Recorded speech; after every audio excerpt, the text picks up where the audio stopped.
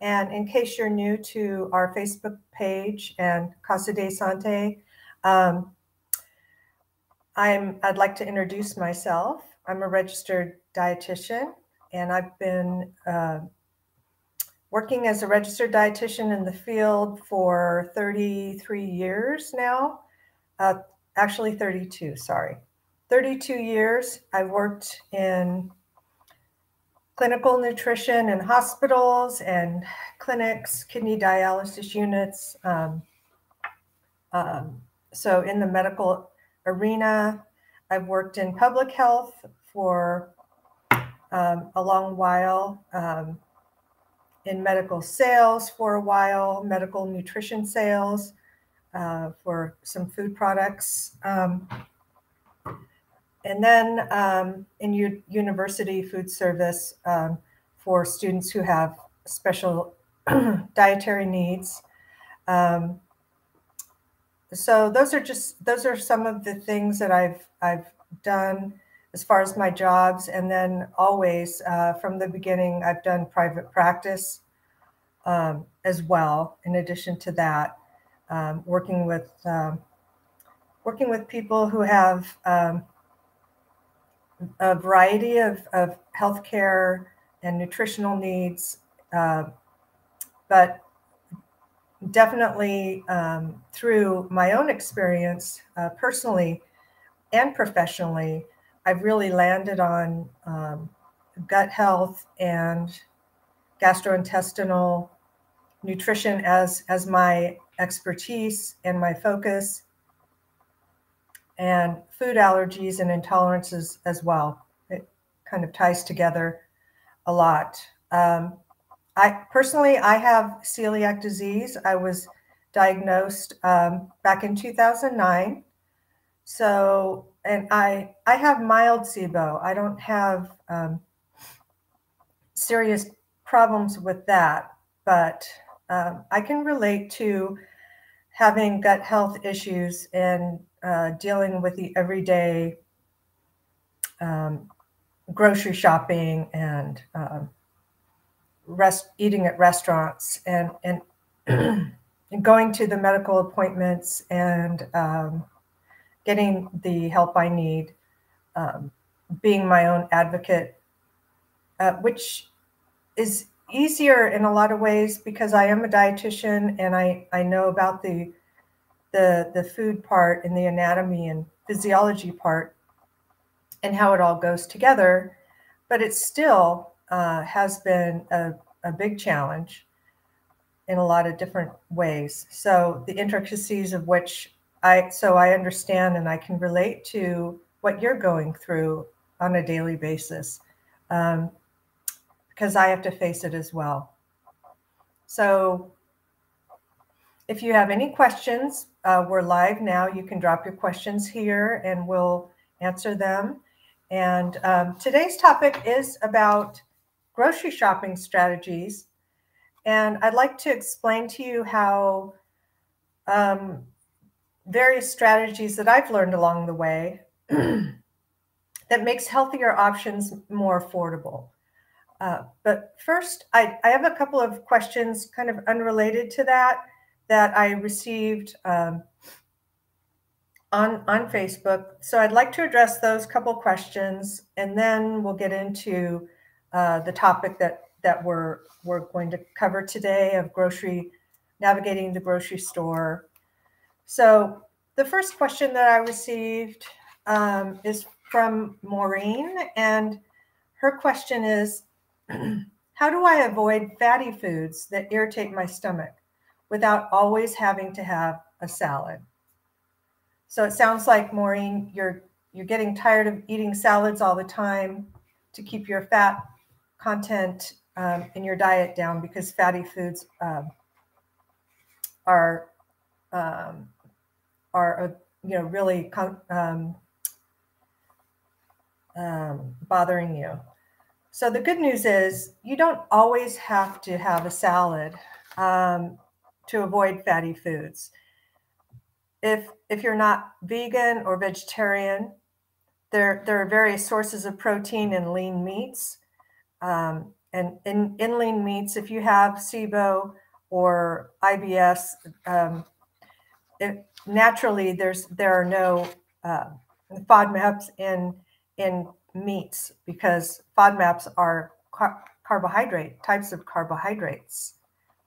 So the protein in white-fleshed fish like cod and halibut, white meat, poultry, skinless chicken and turkey, for example, lean beef, very lean beef, like the loin or round cuts, ground beef that's at least 90% lean, if not more. Unbreaded shrimp, not fried. Eggs, especially if you add egg white in and kind of mix it together, that'll reduce the fat. Plain non-fat or low-fat Greek yogurt is a really good source of protein that can be low fat if you can tolerate some lactose. Hard cheeses that are low lactose. And then, of course, all the low FODMAP fruits and vegetables and grains that are gluten-free, whole grain, without being fried and adding excess fat. So there's a whole variety of foods and meals that you can make and not have to depend on always having a salad to cut down on your fat. You have all the various food groups. You can visit casadesante.com for recipes of how to use the low FODMAP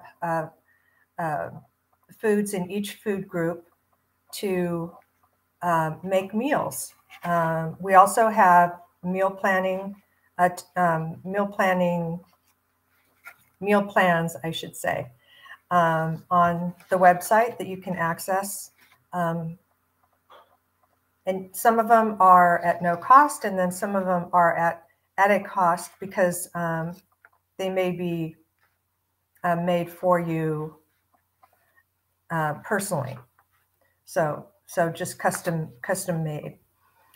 So I hope that answers your question. And you can always make an appointment with us or get a free gut health assessment on our website. So please visit that. Thank you, Maureen. I appreciate your question. The second question is from Donna. And she says she was diagnosed with irritable bowel syndrome C, with mainly constipation, about 5 years ago. After trying several medications that didn't help, the doctor suggested the low FODMAP diet, and she's been doing well with that. Trying to reintroduce foods from different categories, and it's not really working out well. But then she was diagnosed with uterine cancer, stage 3, and had a hysterectomy, and then chemotherapy and radiation therapy. Since then, my food options have been just low FODMAP. Any suggestions? Well, I'm very sorry to hear about your cancer journey. I'm sure it's been quite a journey that's been difficult. And now I take it that you're done with your cancer treatment. I'm not sure. And having radiation and chemotherapy, especially in the uterus area, that may affect your gut as well. And really complicate things as far as your IBS and your gut health because of the radiation in that area. But without talking to you one-on-one, the best that I can answer this question is to definitely continue following the low FODMAP diet. It sounds like you were doing well with the low FODMAP diet, well-versed with it, and reintroducing foods being the exception. But you can still maintain a nutrient-dense eating routine with low FODMAP foods. It's just, especially when cancer is in the picture, has been in the picture, if you're done with your therapy, for cancer. Maintaining nutrient-dense foods, because you do need the energy and the nutrients from your food for protection. The antioxidants are going to be important. So my tips for that is definitely eat plenty of low FODMAP whole grains, fruits and vegetables. Make sure that your fruits and vegetables are very colorful, low FODMAP, but colorful fruits and vegetables. The more color, the more antioxidants. Limit your intake of red meats like beef, pork, and lamb, and processed meats. I would avoid those. But poultry and fish, skinless breast of poultry, and then seafood as well should be beneficial. Limit sugar sweetened beverages, which you probably already are doing, and refined grain products. Sugar and saturated fat are very inflammatory. So with inflammatory conditions like gastrointestinal conditions, cancer is inflammatory as well. That's really important. Choose low FODMAP dairy or plant-based dairy products if you're not lactose intolerant. Avoid alcohol. Alcohol is known as a cancer-causing agent. So reducing any alcohol. Do you have unwanted weight loss? And are you still undergoing some therapy for cancer, making it difficult to eat? That definitely I would recommend to have one-on-one with the dietitian, either through your doctor's office that they can refer you to, or through your insurance, or through us. You can contact us and have schedule a one-on-one appointment with one of our RDs, registered dietitians, or GI clinicians. So I hope that answers your question, Donna, and I really hope this helps. So now we're going to go into our questions about navigating the grocery store and tips for making healthier choices on a budget. And I picked this topic right now because of the economy and because food prices are just going up and up. And it would be beneficial for all of us to know more about how to, what strategies to use when we do plan our meals and grocery shop, and the whole process of just eating. I always like to focus on empowering you to feel like it's not so overwhelming. So this is part of that, knowing how to budget your grocery store visits while making them healthy as possible can be very empowering, because that's the way you obtain your food. And so we'll focus on that, as well as always trying to get the best quality of food for gut health conditions. So the first question is, what are some strategies for creating a budget-friendly and healthy grocery list before going to the store? And that's a key word, before going to the store. I'll start with a part of the question that focuses on budget-friendly, and then we'll get to the healthy part of grocery shopping, because you will be able to afford it. You'll be able to afford the healthier foods. And I believe me, I having to be gluten-free with celiac disease, gluten-free products are so much more expensive on the average. The healthier gluten-free products, at least.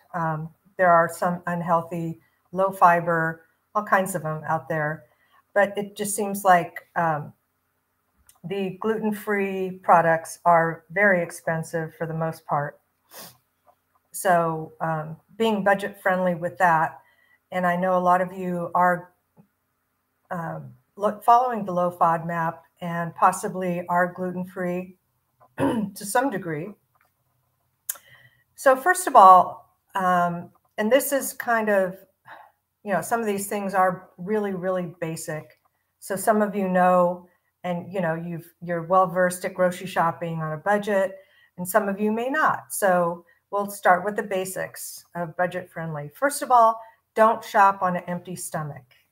You want to, shopping on an empty stomach and being hungry, we naturally will impulse buy foods that we crave. And this is what I talked to people about who are trying to lose weight as well. Really, really important to not shop on an empty stomach, prevent impulse buying. Another thing, don't buy highly perishable items that you can use, that you can't use. So don't overbuy perishable fruits and vegetables, for example, more than you can eat, because sometimes it will go bad fast. And we'll talk about frozen in a minute. So fresh seasonal groceries are often less expensive than the prepackaged foods. So avoiding prepackaged for a lot of different reasons, but fresh seasonal groceries like the fruits and vegetables that are in season and local. Going to farmers markets may be a better deal than the produce section at your grocery store. They may have better quality fruits and vegetables there. But that just depends on where you live and what your food options are. Stock up on staples that you use regularly. Okay, here's my cat, Lucy. She likes to join us. If you see my Facebook Live events, you'll notice that Lucy comes in the picture quite often and likes to visit. So she likes to help out. So back to what we're talking about. Stock up on staples that you use regularly, such as, do you have a Costco or a Sam's Club? If you don't want to be a member of a club, you can go to Smart and Final. They have, and any other grocery stores in your area where you can stock up on staples and bulk, buy those in bulk. Shop the sales. Okay, Lucy, you're going to have to leave. Shop the sales. So in other words, I have a Ralph's ad here. It's Kroger in a lot of different areas. But if you sit down and look at the ads or look at them online and look for the weekly specials, the seasonal specials, and you can stock up on foods that are in season and are on sale, depending on how much room you have in your freezer and refrigerator. But for sure, the staples I would stock up on. Personally, for that, I go to Costco and look through this before I go shopping. And they have pretty good prices on gluten-free as well. So, so shopping the sales is in the produce that's on any deals like buy two, get one free. Stack your savings by, say, a an item is on sale that you can use a coupon for too, that you can find a coupon for, then you can stack the deals. So in other words, you're getting the sale price, plus if you have a coupon, you're stacking your savings. So that's what I like to do. It takes a little bit of planning, but you can save a lot of money by doing that. So it does pay off to sit down and think through your grocery shopping trip and ahead of time have a strategy. Because remember, this is it's a strategy that you want to use to empower yourself to buy the healthiest, budget-friendly food. Buy store or generic brands versus the popular brands. Many times the store brand is just as high quality as the popular name brands, but you can get really good deals on those.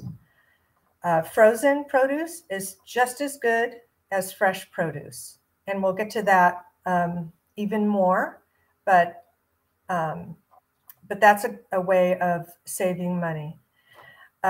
Make a list based on what's on sale for the week. If you look through the ads and kind of collect your thoughts about what's on sale, what you can use, what you will use, you can also decide on what recipes to prepare for the week based on the sale price of items. For example, for St. Patrick's Day, corned beef and cabbage will go on really good sales.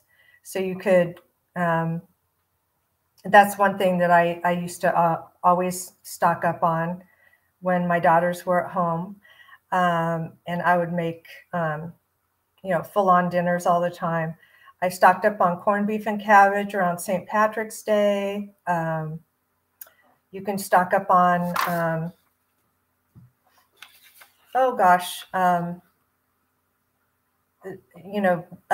let's see, what else? During Easter, eggs used to be on sale. Not anymore, though. But you get my point, is different times of the different seasons and holidays and things like that, they have different items that are on sale on a regular basis. Meal planning, we'll get into that as a whole topic in itself, is really important. Consider incorporating some meatless meals into your weekly meals. Some meatless meals, that helps because meats tend to be expensive,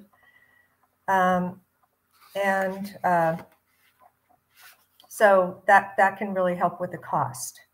In my area, I have, and I know this is backwards, but I have Aldi, which has some gluten-free. They do have some organic.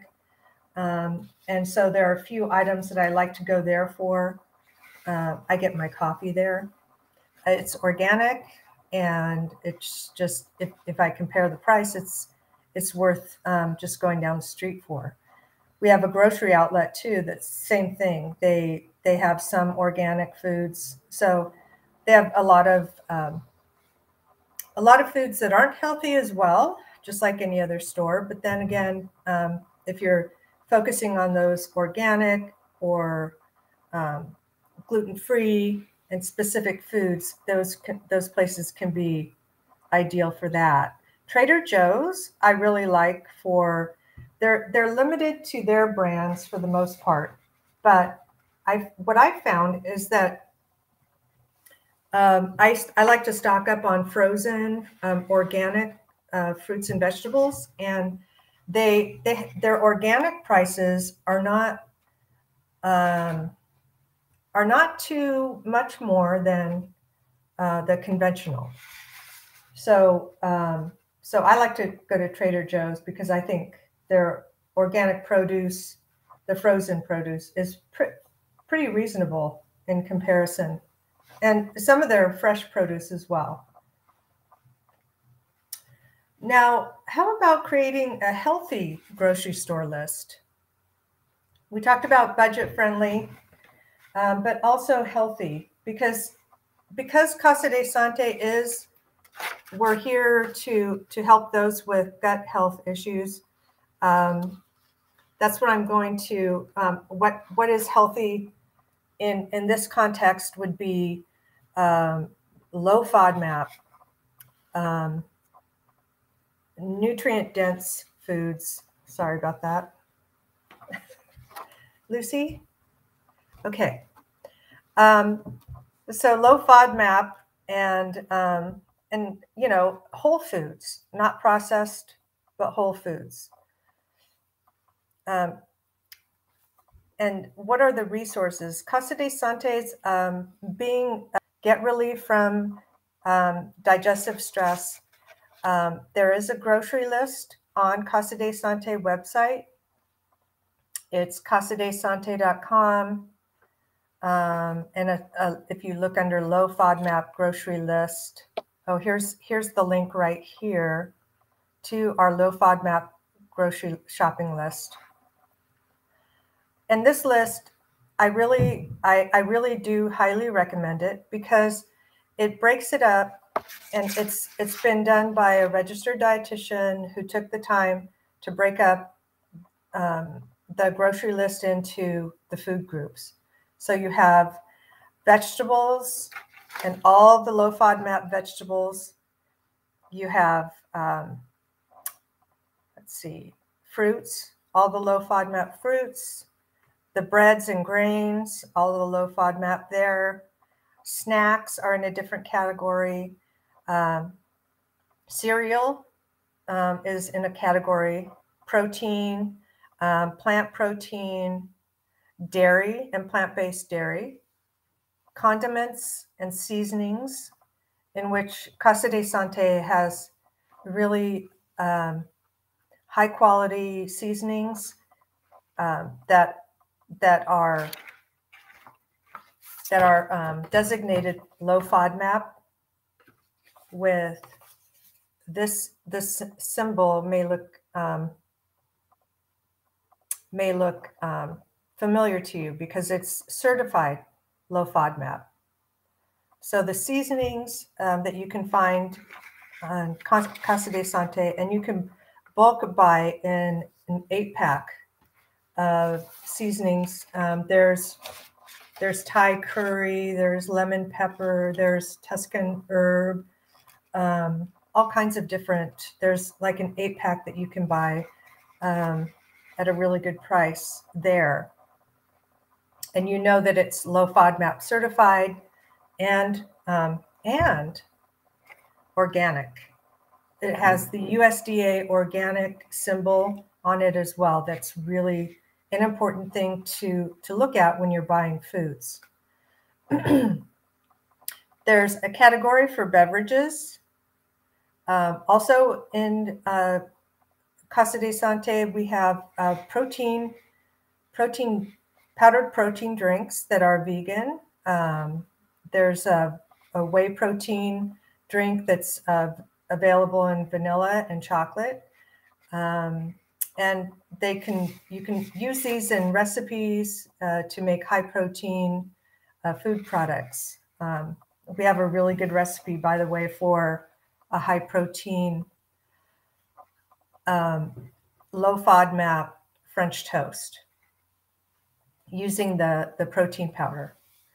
So these really awesome products. There's the beverages. There's a low FODMAP area for beverages on the grocery list, and then sweeteners as well. So the grocery list just has all the different products. It doesn't have the measurements that make them low FODMAP, of course. I mean, it's just a grocery list, so that can be found in a different place. So the healthier options are available if you just take some time to set aside some time for meal planning. And that's the next question. Question number 2, how can meal planning help us make healthier choices while sticking to our budget? Well, meal planning can help make healthier choices because the more money you save, the high quality, low FODMAP, nutrient dense foods, the better off you'll be. That you will make healthier choices while sticking to your budget. You'll be empowered to do so. The first step, though, and it is a step-by-step intentional process of sitting down and going, okay, I'm meal planning right now. I'm going to look at the sales. I'm going to look at I'm going to look at my weekly schedule. What is my weekly schedule? Am I going to be home or traveling? Is this weekly schedule, particularly busy or not, or what have you? So look at your weekly schedule. If you go shopping every 2 weeks, look at the 2-week schedule that you're shopping for specifically. Then, based on that, you can make decisions of how many meals, dinner meals, and etc. that you need. How many foods that you need to pack for on the go if you have a busy week out and about. So, first of all, look at your schedule for a week or two or however long you grocery shop for. Take note. Number 2, take note of what you already have in your pantry, in your refrigerator, your freezer. So you're not, use what you have first and maybe incorporate those. And always rotate your foods that are in, especially your perishable items. You want to rotate those so that the newer purchases are in the back and the older purchases are in the front. A lot of times, if you look at expiration dates, those are best by dates. They're not necessarily that you have to throw them all away by that date. So depending on the product, a lot of products are just fine past their expiration date, but that kind of really depends on the product. But you can taste it, smell it, sample it, whatever the case may be. Pick your meals that are simple and popular in your family that you know everyone likes. Pick your meals for the week or 2 weeks. And you can pick your meals based on the sales. You could pick your meals based on recipes that you'd like to try, or recipes that you already are just well versed at. Some people like routine and have similar meals all the time. Some people like to mix it up and have a variety of meals. So everyone's different as far as that goes. So pick your meals for the week. You can check Casa de Sante for really good recipes that are low FODMAP as well. They have a grocery list, they have recipes, and they have meal plans. Meal plans that are meant for, oh, I'm going ahead of myself, I'm sorry. So pick your meals for the week. You can look at recipes and sales. Write down your meals on a meal planning template. If you'd like to plan your own meals, you can have a meal planning template. Low FODMAP recipes that you can base some of your meal planning are on the Casa de Sante website. And we can show that too, or send that out to you. Okay, write down your meals for the week on a meal planning template. Write your grocery list, or here's our low FODMAP recipe. That's our link to the low FODMAP recipes. They're awesome recipes.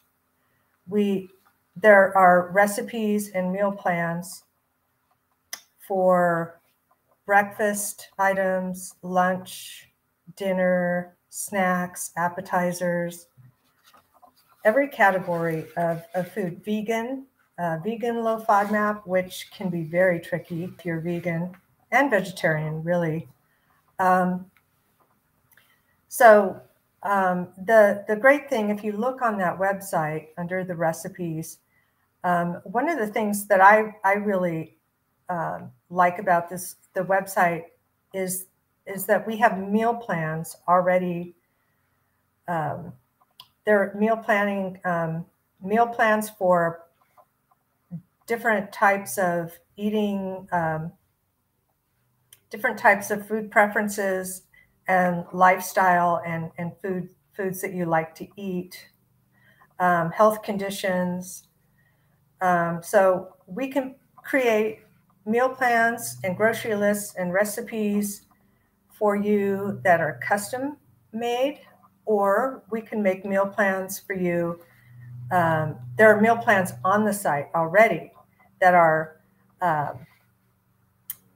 pescatarian, vegetarian, vegan, low histamine, AIP, which is autoimmune and paleo, so all kinds of eating styles. There are meal plans on the site that can really, really help with grocery shopping on a budget, planning ahead, using meal plans, and incorporating the sales. There's even in our meal plans, they're categorized for you, and recipes are categorized too into, like I said, the breakfast, lunch, dinner, even soups. Soups are a big item there, especially for winter. But appetizers, salads, baked items. There's a lot of recipes for baked items as well. And then, like I said earlier, vegan is a whole category for recipes too, because that can be intimidating and daunting. So you can meal plan on your own, but if you feel intimidated by that whole process, you're just starting out with starting to meal plan and really focus on your budget and feel like you're gaining control of that whole process, then, go to our website. We can help you with custom, or you can look at some of our meal plans that we have. All right, so that's meal planning and recipes. The next question is, what are some tips for choosing fresh produce on a budget? Well, if you want fresh produce, buy local, in-season produce. You can go to the farmer's market. You can go to your grocery store's produce section. Don't buy more than what you'll eat. Sometimes we get all excited and we want to prepare this and that and the other thing, and then days go by and our lettuce is wilted and our berries are dehydrated. But there are things that you can do to really keep this process, more budget friendly and try not to waste as much as possible. If you can meal plan, another thing to add to that would be plan for a day after you grocery shop. Ideally, it's in the same day as you grocery shop. You come home and you put your food away, but then you, for the fresh produce, you can pre-cut. As soon as you put everything away, get out your produce and pre-cut, pre-wash, and bag those items into Ziploc bags. There's freezer type Ziploc bags as well. But pre-cut and pre-wash your fruits and vegetables. and pick a time when you're least busy to do that, and portion size it so you have it in portions that you and your family members would eat without having waste. So planning is important, as you could tell from all of my answers. Okay, here's another question. Which sections of the grocery store should we focus on for the best budget-friendly and healthy options? Well, this is interesting because if you think about your grocery store, the middle of the store is the place that is going to have most of the processed, packaged, frozen, whether it's frozen, packaged, or just packaged items. But the processed and packaged food is in the middle of the store. And those foods, because of their convenience, are more expensive. On the outer perimeter of the store are the whole foods. You have your dairy, your deli, your fresh beef and fish, and all of the really good proteins there. You have your fresh fruits and vegetables on the outer part of the store. So really sticking to the perimeter as much as possible is the healthiest. As long as you, when you're home and if you buy more fresh, as long as you take the time, like I just said, to pre-cut, pre-wash fruits and vegetables and bag those in, so that's how the grocery store is really distributed, so that you can shop the perimeter, try to focus on that as much as you can. And then you'll be buying less processed and prepared foods. The next question is, how can we effectively compare prices and nutritional content of different food items while shopping? So while you're in the store, you want to compare prices. You also want to compare nutritional content of different foods that you're buying. So let's start with comparing prices. Now you want to compare apples to apples. So you want to compare prices by using the food unit that it's in. So my example is, so say you have Cheerios, and you have a 14-ounce box of Cheerios, and the unit price per ounce is 18 cents. But say you have a 20-ounce box, and the unit price per ounce, you figure, is 15 cents. So buying the bigger container is a better deal. So for food items, that's just really the basic way. You've got to see how many ounces there are, and be careful, because shrinkflation is something that's been happening, and I've noticed as well. What that means is that the food companies are starting to make the packages smaller, but at the same price. Instead of just raising the price in an obvious way, they put less ounces. So be aware, and just based on the quantity, you can see which one is a better deal per ounce or per pound, whatever the food unit measurement is. You can just use your calculator on your phone to quickly see which is the better deal. For nutritional content, read labels. I mean, if it's a fresh item, you don't have to worry about reading any labels.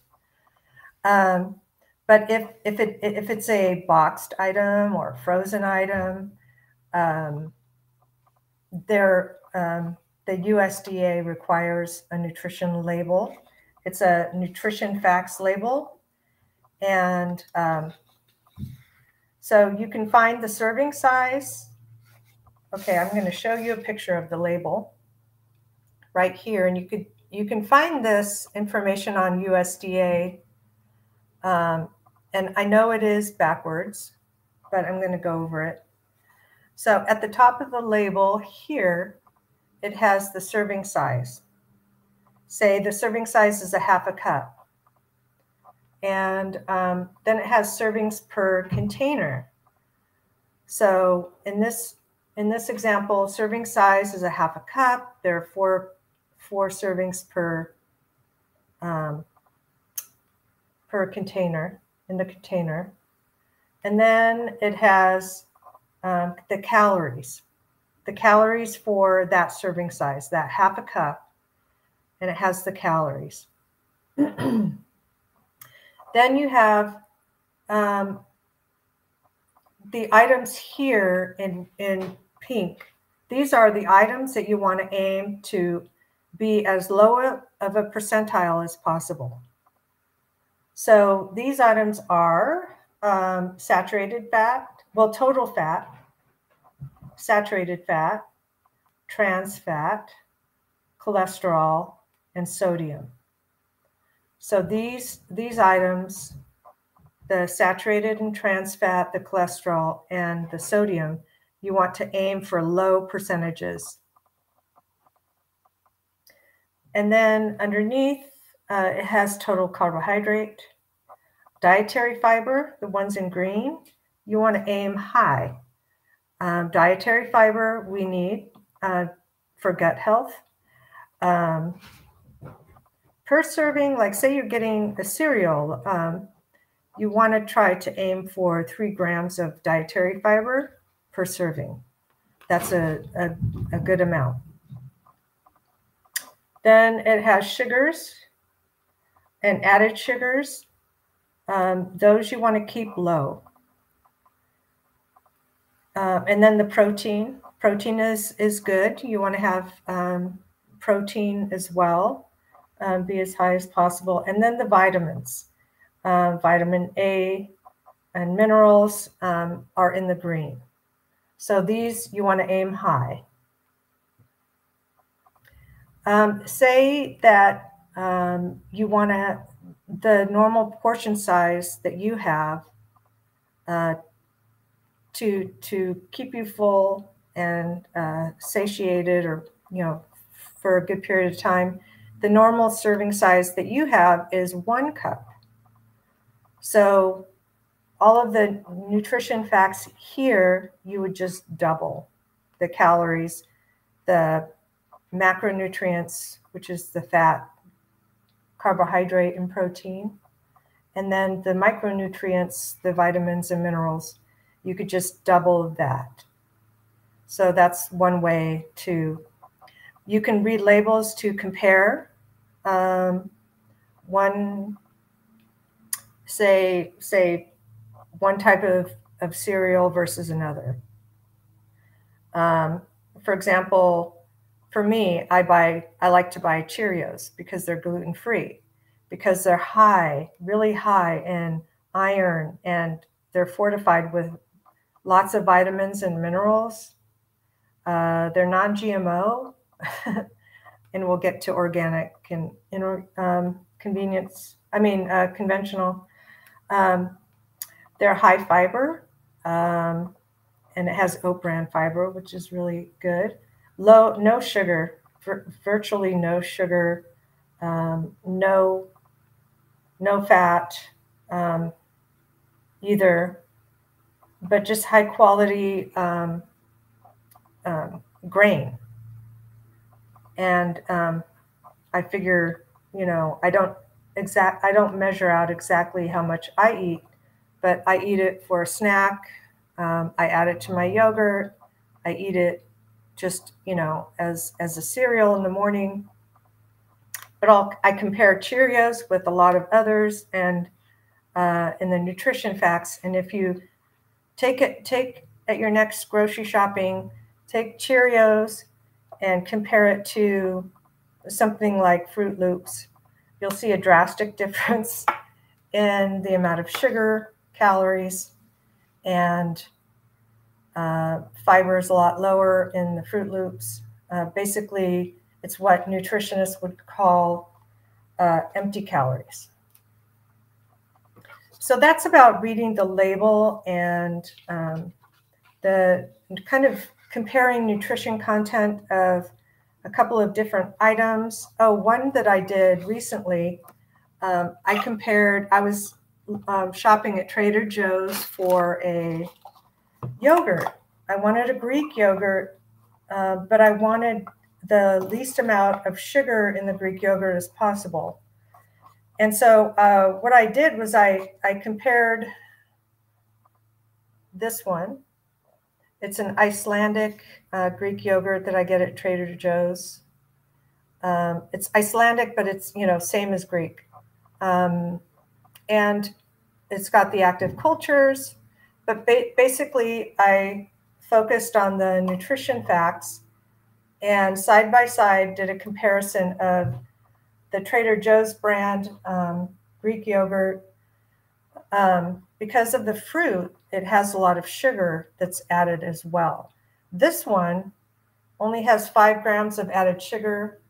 The Trader Joe's brand had something like 14 grams of added sugar. And it's so there's no nutritional value to just the sugar that's added. It's not just from the fruit.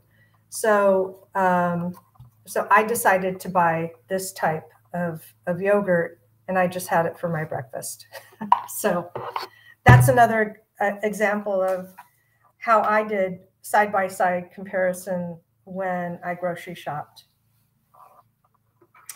You can learn more about the nutrition facts label on the Food Drug Administration FDA website or USDA website to help you know how to read labels. Now, the other thing about labels is the ingredients label. The ingredients are below the nutrition facts. And what's important to know about the ingredient label is that this information, they're listed in descending order by weight. So those that are in the largest amount are listed first, and it goes in descending order from there. Sorry about that. So this information is particularly helpful for those of us with food sensitivities or food allergies. We need to avoid certain ingredients due to religious reasons, health reasons, lifestyle choices. So, for example, this one, the first ingredient is grade A pasteurized milk, skim milk. And then it has some fruit puree. It has cane sugar, et cetera, et cetera. It goes down from there. Streptococcus thermophilus, and it has all these wonderful probiotics that are added as well. So the thing to remember about that is you can look at labels to find out, is it gluten-free? Is it organic? The low FODMAP could be on there, but you don't see it very often, really.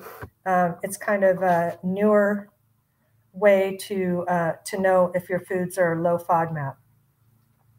But again, on the Casa de Sante, they are certified low FODMAP, as well as many times organic.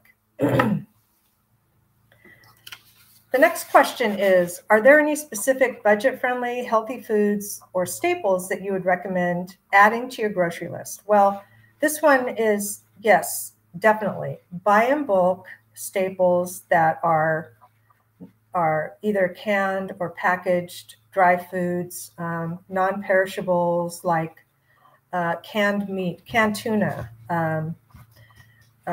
beans. And I know a lot of people low FODMAP can't tolerate beans, but canned beans, pasta sauces, nut butters, rice, pasta, the dried items like that. You can get the best prices at Costco or Sam's, Smart and Final, or wherever the warehouse buy in bulk places are near you. So definitely stock up on those, buy in bulk. How can we make healthier choices when buying canned or frozen foods on a budget? That's a good question. And that one is mainly, when I think of that one, I think of canned fruits and canned vegetables. For canned fruits and vegetables, overall, there are some jar in the glass jars. There are some high quality there, but you're going to pay for it. But overall, the canned fruits and vegetables, the nutritional quality is poor. The fiber's gone. The water soluble vitamins are leached out into the and diluted into the fluid that's in the can. For fruits, a lot of times they're high in sugar. For vegetables, they're high in salt. You can get low sodium, but the color, texture, taste is altered. So in my mind, if I don't buy fresh, because I am working and then, only have a certain amount of time. So I would go on this one, I would go with frozen and organic to get the highest quality and the lowest price on fruits and vegetables. So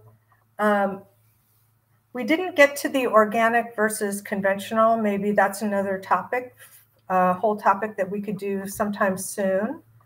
I hope you enjoyed today's Facebook Live on grocery shopping on a healthy budget. And just basically as a summary,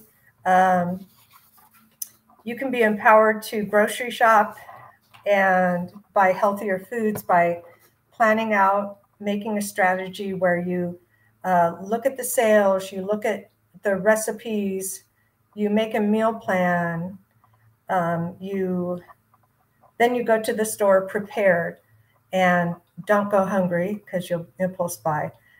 Visit the Casa de Sante website for the grocery list that we have, our low FODMAP grocery list that is categorized into the different food groups for you.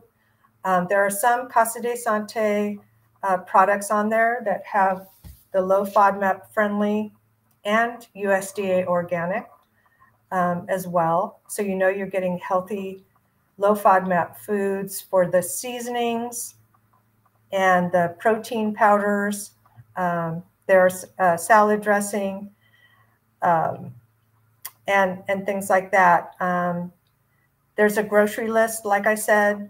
There are recipes that are broken into categories for you. Vegan. There are meal plans as well that are in different eating styles for you, whether you're vegetarian, vegan, pescatarian, on the AIP diet, low histamine diet, and they're all low FODMAP as well, with a dietitian and a GI clinician paying attention to the low FODMAP foods as well as the overall nutrition value. So thank you for joining us today, and we'll see you on a weekly basis. We'll have different topics. You can let me know what topic you want, and we'll concentrate on that. So thank you again, and I hope you enjoyed today's topic of navigating the grocery store for healthy choices on a budget.